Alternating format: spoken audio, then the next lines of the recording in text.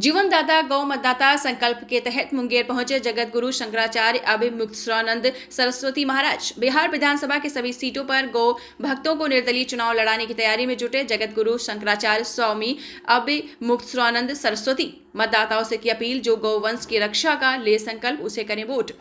दरअसल जीवनदाता गौ मतदाता संकल्प यात्रा के तहत बिहार के मुंगेर पहुंचे जगत गुरु शंकराचार्य स्वामी अभिमुक्तानंद सरस्वती महाराज ने बड़ा ऐलान किया है। उन्होंने मुंगेर रामलीला मैदान, दुर्गा मैदान में आयोजित प्रेस वार्ता के दौरान कहा कि आगामी बिहार विधानसभा चुनाव की सभी सीटों पर गौ भक्त प्रत्याशी मैदान में उतरेंगे। शंकराचार्य जी ने कहा कि अब समय आ गया है जब सनातनी समाज को एकजुट होकर गौ माता को राष्ट्र माता घोषित कराने के लिए संकल्प लेना होगा। गौरक्षा केवल आस्था नहीं बल्कि हमारी संस्कृति और समाज की आधारशिला है। उन्होंने स्पष्ट कहा है कि जो प्रत्याशी गौ माता की रक्षा के लिए प्रतिबद्ध नहीं होंगे, उन्हें किसी भी स्थिति में वोट नहीं देना चाहिए। साथ ही उन्होंने गौ माता को राष्ट्रमाता घोषित करने की मांग की। उन्होंने कहा है कि आजादी के बाद अब तक किसी सरकार ने गौ हत्या को लेकर कोई काम नहीं किया है। इस कारण अब सरकार के साथ साथ आम लोगों को भी जागरूक करने की जरूरत है कि वे अब उन्हीं की सरकार बनाएं जो गौ माता की रक्षा का संकल्प लें। शंकराचार्य अभिमुक्तानंद सरस्वती ने बताया है कि वे सभी राष्ट्रीय दल के दिल्ली स्थित कार्यालय में जाकर ये जानना चाहते थे कि वे गौमाता को राष्ट्रमाता घोषित करने पर क्या रुख रखते हैं, लेकिन किसी भी राजनीतिक दल ने इस विषय पर स्पष्ट जवाब नहीं दिया। उन्होंने कहा कि जब किसी पार्टी ने गौमाता के मुद्दे पर अपना पक्ष नहीं बताया तो अब हमें खुद मैदान में इस मुद्दे को उठाएंगे।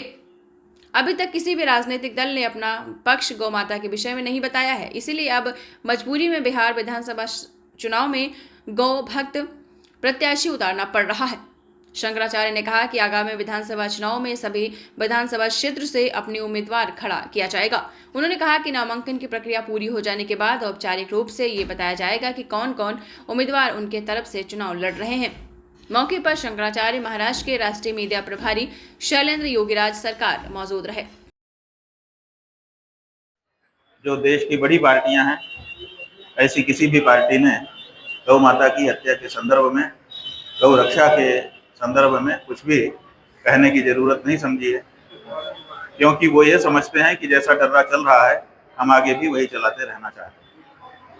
है कि जब हम अपना वोट ये कह देंगे कि हम सनातनी हैं और सनातनी विचारधारा के ही व्यक्ति को हम अपना वोट देना चाहते हैं, और जब इस तरह के वोट पैदा हो जाएंगे तो इस तरह का वोट लेने के लिए भी पार्टियां आगे आ जाएंगी, और अगर नहीं आएंगी तो नई पार्टियां बन जाएंगी। जैसी चीज़ों की ज़रूरत पड़ती है वैसी चीज़ें सामने आ जाती हैं।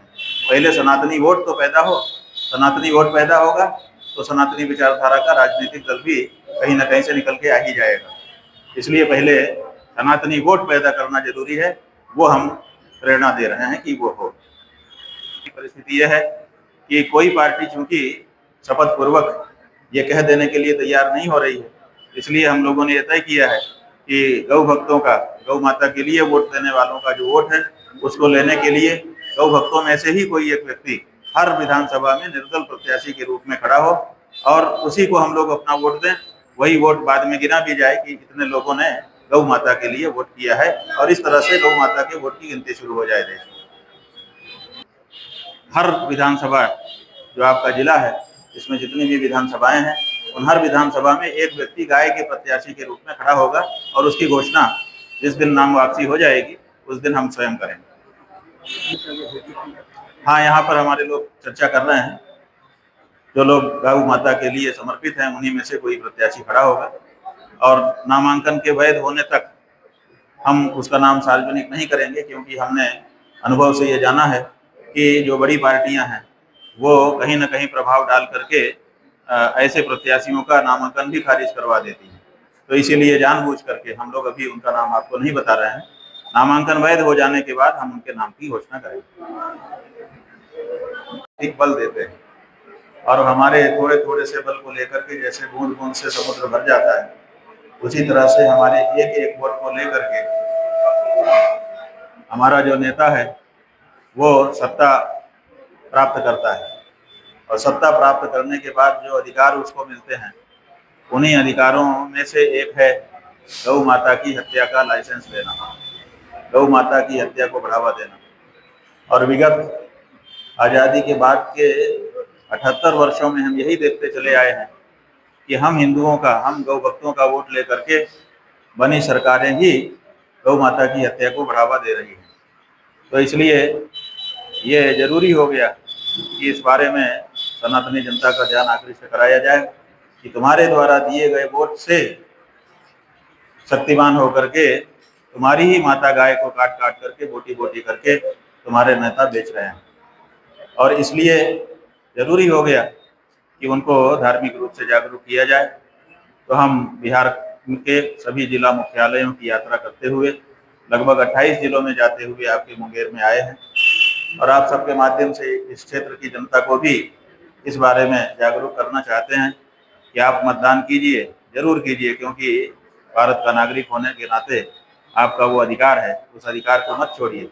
लेकिन मतदान करते समय इस बात का ध्यान रखिए कि किसी ऐसे प्रत्याशी को आपका वोट न चला जाए जो सत्ता में जाने के बाद, विजयी होने के बाद गौ माता की हत्या को बढ़ावा दे। अगर ऐसा वो करेगा तो उसका समर्थन करने के कारण आप भी उसके पाप में भागी हो जाएंगे, क्योंकि हमारे धर्मशास्त्र में ये कहा गया है, अनुमंता विशेषिता निहंता क्रय विक्रयी संस्कर्ता जो भरता च घातकश्चेति घातका।